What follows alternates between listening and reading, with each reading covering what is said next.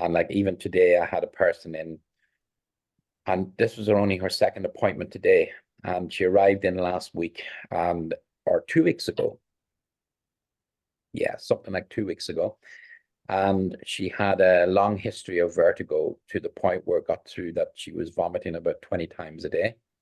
And she had to go to bed. The room was spinning and whatnot. And she'd been to doctors, and basically her life is a misery. Now, there was a lot of background history. We tend to go into a lot of the background. She has 3 children, and they all have 3 medical challenges, quite major ones. So anyway, as we work, as you know, in BodyTalk, we work with the priority. So one of the techniques I worked with was what we call the Yakilovian torque, which will be taught on the course. And it's when there's a twist in the energy field of both hemispheres of the brain, and it can cause a lot of stress within the brain. So I literally did that with some work around easy water, and we're tuning in, and we're basically part of the session. We're just observing the changes that's happening in the person and trusting our intuition. And I was telling the stories behind what was happening, how it was linked into her environment at home and whatnot. So she came in today, and I knew she had a spring in her step. So she said to me that the first 2 days, all her pains in her body came back with a vengeance, in her shins, in her knees, in her hips. And I know I get excited when I hear that, to be honest. I'm not disappointed. And then she said after the 2 days, she's had the rest of the 2 weeks that was since she saw me, she's never been like it before.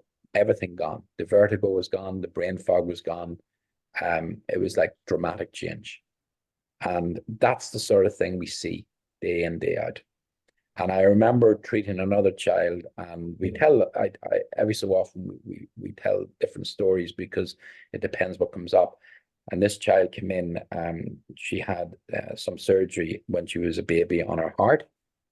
And she had been going back and forth to her consultant for checkups. And she was about, I think, 11 years of age, something around that age.